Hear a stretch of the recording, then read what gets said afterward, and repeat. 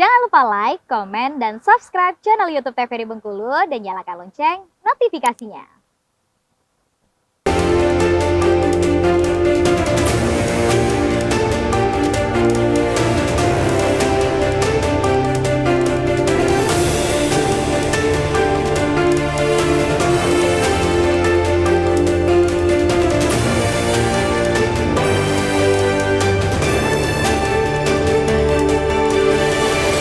Baik pemirsa, kembali di Bendul TVRI Bengkulu untuk sore hari ini tentunya dengan tema kita yang sama mengenai kunjungan pasien di RSKJ pasca pemilu. Dengan narasumber kita ada Bapak Gabriel selaku psikolog dan juga ada Ibu Dr. Anastasia selaku psikiater. Kita akan berbincang lagi dengan kedua narasumber kita di sore hari ini. Baik, kita ke Dr. Anastasia dulu nih. Untuk penjelasan mungkin mengenai pelayanan kesehatan jiwa itu apa saja Bu? Silakan. Pelayanan kesehatan jiwa kalau di rumah sakit kita Suprapto itu mulai dari pelayanan rawat jalan, kemudian pelayanan rawat inap, kemudian kita tes kesehatan mental bisa, kemudian di sana juga ada ruang cendrawasih khusus untuk anak-anak berkebutuhan khusus. Berkebutuhan khusus. Iya, di situ kita ada terapi-terapi di sana. Kemudian begitu juga ada bagian dari psikologi ya. Nah, dan yang sekarang ini selain rehab narkoba juga ada juga perawatan atau pelayanan untuk kasus-kasus non jiwa. Kasus-kasus non jiwa itu seperti apa, bisa dijelaskan mungkin? Ya, jadi di situ kita sudah ada spesialis penyakit dalamnya, jadi terkait fisik ada, kemudian spesialis anak ya tentang masalah penyakit pada anak, kemudian saraf ya, kemudian ada juga radiologi ya. Nah, dan pemeriksaan patologi klinik gitu. Jadi memang di rumah sakit khusus jiwa Suprapto itu tidak hanya melayani kasus jiwa ya Pak. Yang sekarang ini kita sudah mengarah kepada non jiwa juga, kita ada spesialisasi yang melayaninya. Oke, baik. Nah, untuk fasilitas sendiri Bu, fasilitas dari yang Ibu bilang tadi bahwa menerima juga untuk pasien-pasien yang non jiwa ya kan. Nah, kalau orang umum pada umumnya itu berobatnya kan ke rumah sakit umum ya kan. Ya, mengetahui bahwa kalau fasilitasnya itu udah lengkap. Nah, kalau di rumah sakit jiwa ini seperti apa, mungkin bisa dijelaskan? Iya. Pada perkembangannya kita memang terus melengkapi ya Pak, oleh Bapak Direktur kita Bapak Jasmine Silitonga itu memang berupaya untuk melengkapi terus fasilitas yang ada ya. Kemudian di situ juga seperti alat yang terbaru itu ada TMS ya, itu ada suatu alat untuk magnetik dia ya, sifatnya magnetik. Di situ bisa oleh saraf dengan psikiatri juga itu bisa menggunakan alat tersebut gitu. Kasus-kasus stroke, kasus-kasus depresi itu bisa. Oke, baik. Nah, berarti sekarang rumah sakit jiwa bukan hanya menerima pasien yang jiwa saja, tapi juga non jiwa juga diterima di rumah sakit jiwa Suprapto Provinsi Bengkulu ya Bu ya. Oke. Nah, ini semisalnya nih kalau ada orang yang dengan gangguan susah tidur ataupun banyak masalah, putus cinta ya, karena ini ke psikiater dulu atau ke psikolog dulu Bu? Nah, itu dia tuh. Oke, baik. Untuk kasus-kasus tertentu ini harus didalami terlebih dahulu ya. Nah, jadi beberapa kasus jika memang hanya permasalahannya muncul saat ketika dia putus cinta atau patah hati, itu maka bisa ke psikolog terlebih dahulu. Oh, psikolog dulu. Betul. Namun jika gangguan dari efek tersebut lebih dalam, lebih luas lagi, misalkan ada rasa sulit untuk tidur, nafsu makan berkurang, atau minat beraktivitas sosial hilang, itu maka kami merefer ke psikiater. Jadi kasarnya kalau masih masih sedikit ininya itu ke psikolog dulu, tapi kalau udah banyak langsung ke psikiater gitu. Betul. Oke, baik. Nah, kalau caleg sendiri mungkin untuk caleg-caleg ini sendiri yang awalnya selain dari kecemasan Bu, apa sih yang mungkin terjadi pada calon-calon legislatif pasca pemilu ini yang mungkin apa yang sering muncul gitu? Apakah selain dari gangguan kecemasannya sendiri mungkin ya, apakah gila karena kehilangan harta atau apa kayak gitu? Oke, emosi ya Pak. Emosi ya, jadi mungkin lebih mudah marah, lebih uring-uringan gitu. Temperamen pokoknya meningkat itu biasanya. Temperamennya meningkat ya. Iya, kemudian tentu di situ pasti baik isi pikirnya juga misalnya mengeluhkan soal aduh gimana nih utang udah banyak, udah jual sana jual sini. Nah belum lagi kita kemarin udah janji sama orang macem ya Pak ya.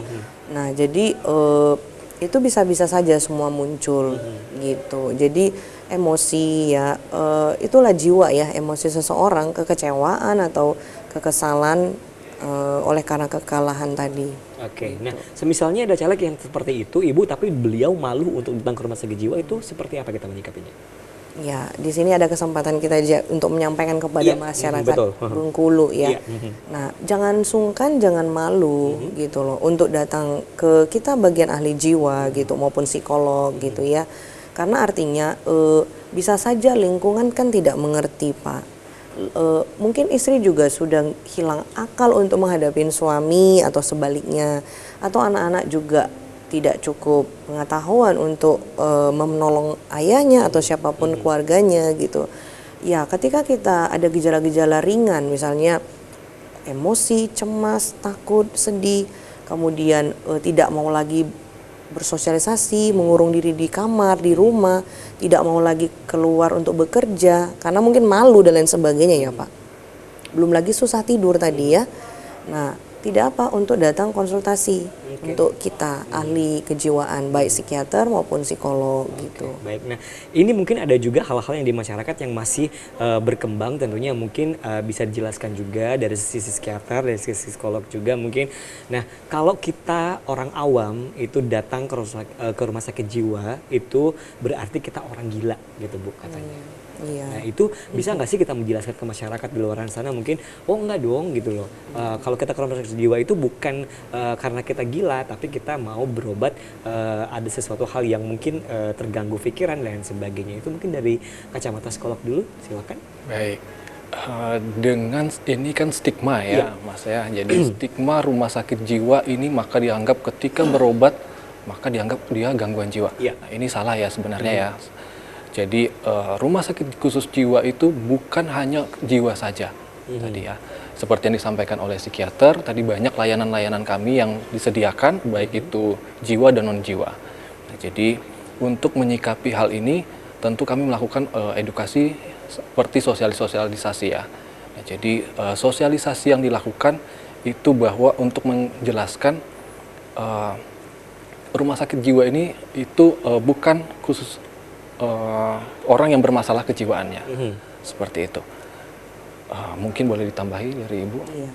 Jadi kata-kata maaf ya stigma gila tadi gitu ya sebenarnya kan intinya kita semua kan pasti pernah punya masalah dengan kejiwaan. Itu tadi masalah kejiwaan itu cemas, sedih, marah, kecewa, kemudian hilang semangat, rasa bersalah, putus asa ya itu semua ranah dari jiwa. Iya betul. Ketika seseorang tidak mampu mengendalikannya dan tidak ada tempat untuk bertukar pikiran atau seseorang atau siapapun dia yang bisa menolong perasaan kita yang sedang galau gelisah itu bahasa kerennya loh Pak. Galau gelisah merana ya Bu? Iya, ya tidak salah hanya datang untuk konsultasi gitu.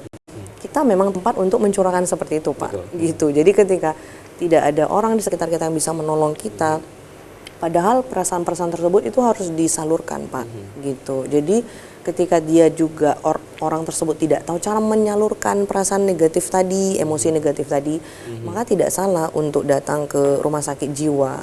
Ya memang kalimatnya memang rumah sakit jiwa, tetapi pada dasarnya sih sebenarnya kita di situ khusus untuk paling awal ya konseling terkait perasaan yang tidak menyenangkan tadi. Oke, baik. Ya. Nah, kalau kita pasien nih, misalnya saya pasien tentunya. Nah, untuk pasien sendiri kan pengen mencurahkan semuanya itu kan harus ada rasa percaya terlebih dahulu ya Bu ya. Nah, itu cara membangun rasa percaya itu seperti apa? Mungkin dari Ibu dulu terus nanti baru ke psikolog. Iya. Kita selalu Pak ketika jumpa pasien di awal, kita akan membangun raport dulu. Dengan kita raport ya bahasanya. Ya, raport bahasanya. Kita akan memperkenalkan diri. Kemudian kita juga menanyakan terkait identitas pasien, latar belakang, aktivitas hari-harian dan lain sebagainya. Dengan bahasa yang tentu untuk enak diterima oleh pasien tersebut. Sesudah dia merasa nyaman, baru kita akan mulai bertanya apa yang menjadi masalah atau kendala atau keluhan. Nah, dari situ mulanya tentu kita harus bangun raport, itu yang pertama. Proses bangun rapotnya ini sendiri itu berapa lama biasanya, Bu? Apakah nyampe 1 minggu, 2 minggu, atau berhari-hari atau seperti apa? Ya kan karena takutnya orang berbeda-beda kan ya. Iya, iya. Ya, kalau ketika pasien datang, Pak, mau nggak mau dalam waktu beberapa menit ya, Pak ya. Berapa menit langsung? Iya. Langsung ada raportnya gitu? Benar. Widih. Maka itu kita, ya itulah kita sudah dilatih, Siap. Pak. Harus, nggak mungkin kita minggu depan baru kita Betul. buat janji untuk kita curhat lebih dalam. Betul, betul. Iya, Pak. Hanya ketika sesudah kita bangun raport dalam waktu beberapa menit tadi, baru kita gali pelan-pelan, pelan-pelan. Nah, memang akan butuh waktu, bisa setengah jam, bisa hampir malah kadang bisa 1 jam lebih gitu loh, Pak. Tergantung kasusnya gitu. Ada yang bisa langsung curhat ya, Betul. tapi ada yang butuh waktu, kita tarik ulur gitu. Tapi artinya kita belajar menyelami seperti itu sampai akhirnya dia bebas mengeluarkan isi hatinya. Mulai terbuka lah pasiennya. Benar, Ya, iya. oke, baik. Pemirsa, kita akan jeda iklan dulu, tentunya tetap bersama kami di Berndu TVRI Bengkulu.